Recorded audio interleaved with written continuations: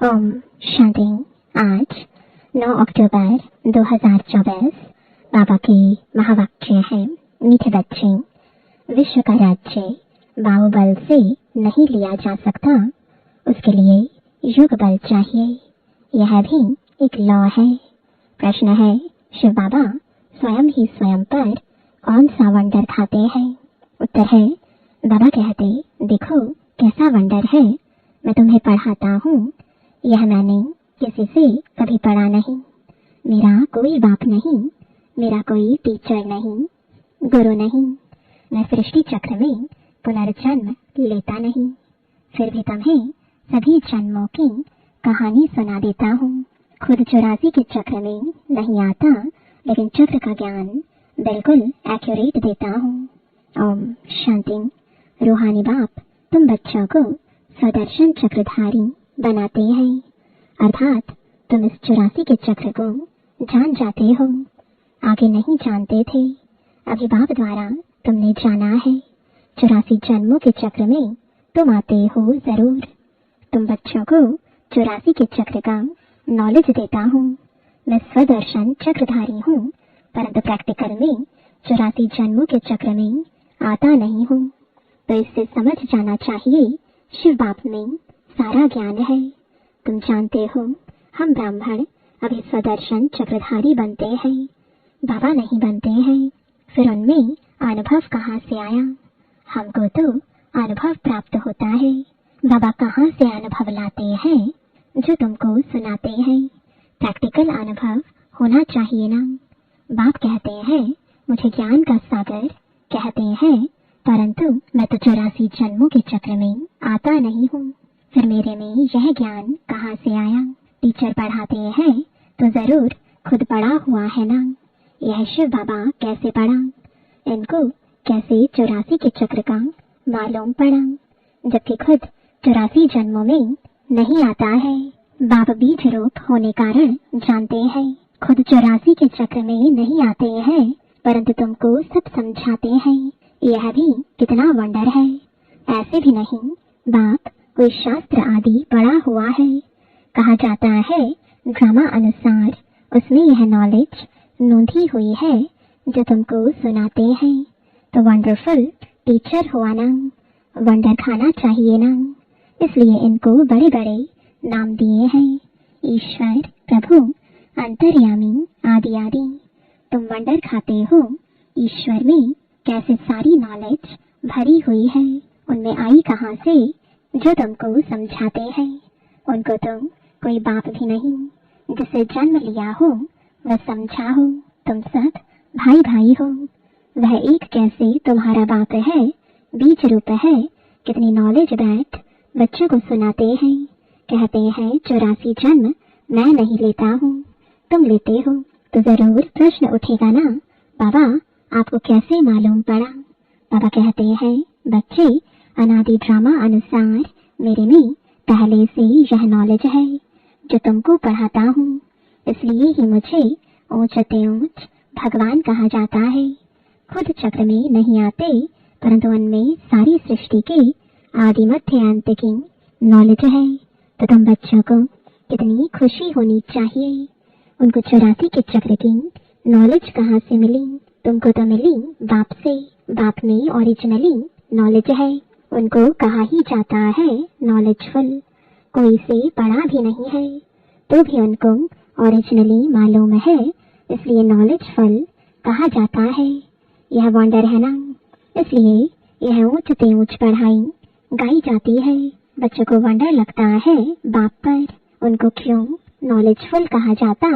एक तो यह समझने की बात है, दूसरी फिर क्या बात है? यह चित्र तुम दिखाते हो तो कोई पूछेंगे कि ब्रह्मा में भी अपनी आत्मा होगी, और यह जो नारायण बनते हैं उनमें भी अपनी आत्मा होगी। 2 आत्माएं है ना, एक ब्रह्मा एक नारायण की। परंतु विचार करेंगे तो यह कोई 2 आत्माएं नहीं है, आत्मा एक ही है। यह एक सैंपल दिखाया जाता है देवता का। यह ब्रह्मा सो विष्णु अर्थात नारायण बनते हैं। इसको कहा जाता है गुह्य बातें। बाप बहुत गुह्य नॉलेज सुनाते हैं जो और कोई पढ़ा ना सके सिवाय बाप के। तो ब्रह्मा और विष्णु की कोई दो आत्माएं नहीं है, वैसे ही सरस्वती और लक्ष्मी इन दोनों की दो आत्माएं हैं या एक आत्मा एक है, शरीर दो है। यह सरस्वती ही फिर लक्ष्मी बनती है, इसलिए एक आत्मा गिनी जाएगी। 84 जन्म एक ही आत्मा लेती है, यह बड़ी समझ की बात है। ब्राह्मण सो देवता, देवता सो क्षत्रिय बनते हैं। आत्मा एक शरीर छोड़ दूसरा लेती है, आत्मा एक ही है। एक यह सैंपल दिखाया जाता है कैसे ब्राह्मण सो देवता बनते हैं। हम सो का अर्थ कितना अच्छा है। इनको कहा जाता है गुह्य गुह्य बातें। इसमें भी पहले पहले तो यह समझ चाहिए कि हम एक बाप के बच्चे हैं। सभी आत्माएं असल परम धाम में रहने वाली है, यहाँ पाठ बचाने आई है। यह खेल है, बाप तुमको इस खेल का समाचार बैठ सुनाते हैं। बाप तो ओरिजिनली जानते ही हैं, उनको कोई ने सिखलाया नहीं है। इस 84 के चक्र को वही जानते हैं जो इस समय तुमको सुनाते हैं। फिर तुम भूल जाते हो, फिर उनका शास्त्र कैसे बन सकता। बाप तो कोई शास्त्र पढ़ा हुआ नहीं है, फिर कैसे आकर नई नई बातें सुनाते हैं। आधा कल्प है भक्ति मार्ग, यह बात भी शास्त्रों में नहीं है। यह शास्त्र भी ड्रामा अनुसार भक्ति मार्ग में बने हैं। तुम्हारी बुद्धि में शुरू से लेकर अंत तक इस ड्रामा की कितनी बड़ी नॉलेज है, उनको जरूर मनुष्य तन का आधार लेना पड़े। शिव बाबा इस ब्रह्मा तन में बैठ इस सृष्टि चक्र की नॉलेज सुनाते हैं। मनुष्य ने तो गपोड़े लगाकर सृष्टि की आयु ही कितनी लंबी कर दी है। नई दुनिया तो फिर पुरानी दुनिया बनती है। नई दुनिया को कहा जाता है स्वर्ग, पुरानी को कहा जाता है नर्क। दुनिया तो एक ही है। नई दुनिया में रहते हैं देवी देवता, वहाँ अपार सुख है। सारी सृष्टि नई होती है, अभी इनको पुराना कहा जाता है। नाम ही है आयरन एज वर्ल्ड, जैसे ओल्ड दिल्ली और न्यू दिल्ली कहा जाता है। बाप समझाते हैं मीठे मीठे बच्चों, न्यू वर्ल्ड में न्यू दिल्ली होगी। यह तो ओल्ड वर्ल्ड में ही कह देते हैं न्यू दिल्ली, इनको न्यू कैसे कहेंगे। बाप समझाते हैं नई दुनिया में नई दिल्ली होगी, उनमें यह लक्ष्मी नारायण राज्य करेंगे। उसको कहा जाएगा सतयुग। तुम इस सारे भारत में राज्य करेंगे। तुम्हारी गद्दी जमुना किनारे पर होगी। पिछाड़ी में रावण राज्य की गद्दी भी यहाँ ही है। राम राज्य की गद्दी भी यहाँ होगी। नाम दिल्ली नहीं होगा, उसको परस्तान कहा जाता है। फिर जो जैसा राजा होता है वह अपनी गद्दी का ऐसा नाम रखते हैं। इस समय तुम सब पुरानी दुनिया में हो, नई दुनिया में जाने के लिए तुम पढ़ रहे हो। फिर से मनुष्य से देवता बन रहे हो। पढ़ाने वाला है बाप। तुम जानते हो ऊंचे से ऊंचे बाप ने नीचे आकर राजयोग सिखाया है। अभी तुम हो संगम पर, जबकि कलयुगी पुरानी दुनिया खत्म होनी है। बाप ने इनका हिसाब भी बताया है। मैं आता हूँ ब्रह्मा तन में। मनुष्यों को तो पता ही नहीं है कि ब्रह्मा कौन सा। सुना है प्रजापिता ब्रह्मा, तुम प्रजा हो ना ब्रह्मा की, इसलिए अपने को बीटी कहलाते हो। वास्तव में शिव बाबा के बच्चे शिववंशी हो। जब निराकार आत्माएं हो, फिर साकार में प्रजापिता ब्रह्मा के बच्चे भाई बहन हो, और कोई भी संबंध नहीं है। इस समय तुम उस कलयुगी संबंध को भूलते हो, क्योंकि उनमें बंधन है। तुम जाते हो नई दुनिया में, ब्राह्मणों की चोटी होती है। चोटी ब्राह्मणों की निशानी है। तुम ब्राह्मणों का यह कुल है, वह है कलयुगी ब्राह्मण। ब्राह्मण अक्सर करके पंडे होते हैं, एक धामा खाते हैं, दूसरे ब्राह्मण गीता सुनाते हैं। अभी तुम ब्राह्मण यह गीता सुनाते हो, वह भी गीता सुनाते हैं। तुम भी गीता सुनाते हो। फर्क देखो कितना है। तुम कहते हो कृष्ण को भगवान नहीं कह सकते। कृष्ण को तो देवता कहा जाता है। उनमें दैवी गुण है। उनको तो इन आँखों से देखा जा सकता है। शिव के मंदिर में देखेंगे, शिव को अपना शरीर है नहीं। वह है परम आत्मा अर्थात परमात्मा, ईश्वर, प्रभु, भगवान आदि अक्षर का कोई अर्थ नहीं निकलता। परमात्मा ही सुप्रीम आत्मा है। तुम नॉन सुप्रीम हो। फर्क देखो कितना है तुम्हारी आत्मा और उस आत्मा में। तुम आत्माएं अभी परमात्मा से सीख रही हो। वह कोई से सीखा नहीं है। वह तो फादर है ना। उस परम पिता परमात्मा को तुम फादर भी कहते, टीचर भी कहते और गुरु भी कहते। है एक ही।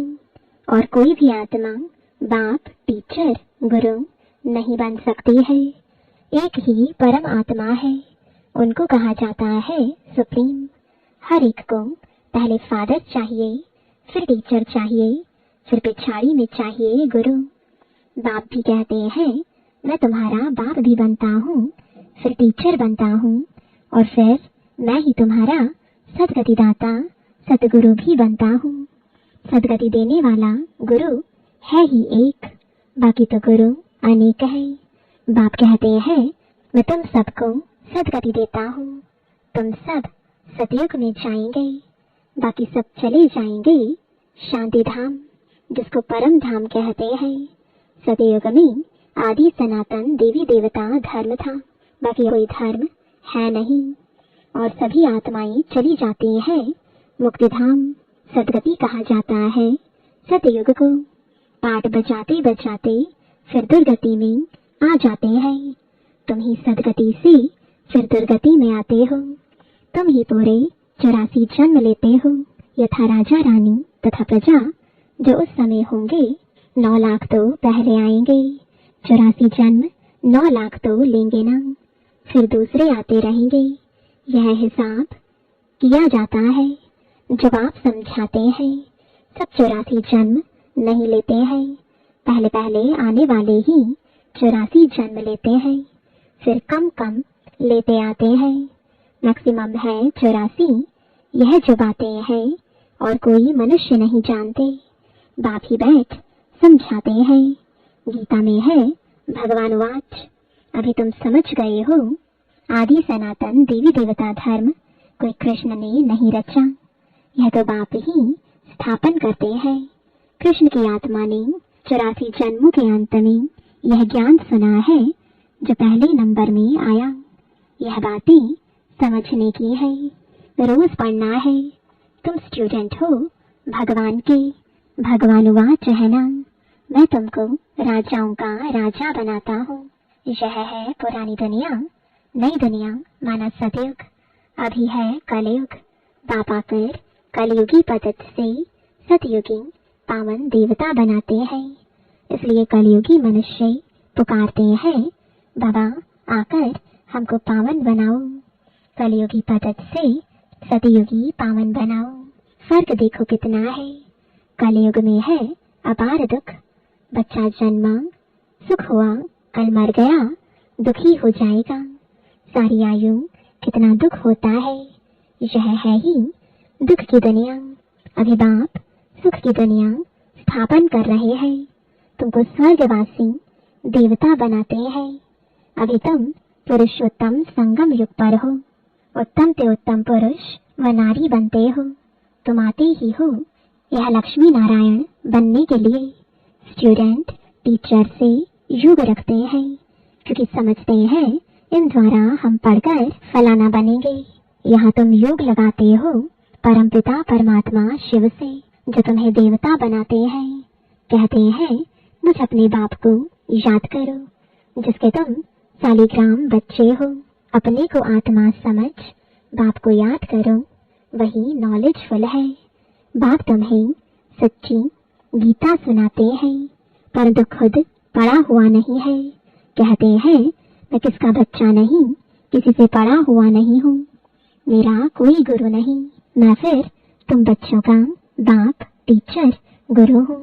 उनको कहा जाता है परम आत्मा। इस सारी सृष्टि के आदि मध्य अंत को जानते हैं। जब तक वह ना सुनावे तब तक तुम आदि मध्य अंत को समझ ना सको। इस चक्र को जानने से तुम चक्रवर्ती राजा बनते हो। तुमको यह बाबा नहीं पढ़ाते हैं, इसमें शिव बाबा प्रवेश कर आत्माओं को पढ़ाते हैं। यह नई बात है ना, यह होते ही है संगम पर। पुरानी दुनिया खत्म हो जाएगी, किसकी दबी रही धूल में किसकी राजा खाई। बच्चों को कहते हैं बहुतों का कल्याण करने लिए, फिर से देवता बनाने के लिए यह पाठशाला म्यूजियम खोलो, जहाँ बहुत आकर सुख का वर्षा पाएंगे। अभी रावण राज्य है ना, राम राज्य में था सुख, रावण राज्य में है दुख, क्योंकि सब विकारी बन गए हैं। वह है ही निर्विकारी दुनिया। बच्चे तो इन लक्ष्मी नारायण आदि को भी है ना, परंतु वहाँ है योग बल। बाप तुमको योग बल सिखलाते हैं। योग बल से तुम विश्व के मालिक बनते हो। बाहुबल से कोई विश्व का मालिक बन ना सके। लॉ नहीं कहता, तुम बच्चे याद के बल से सारे विश्व की बादशाही ले रहे हो। कितनी ऊंची पढ़ाई है।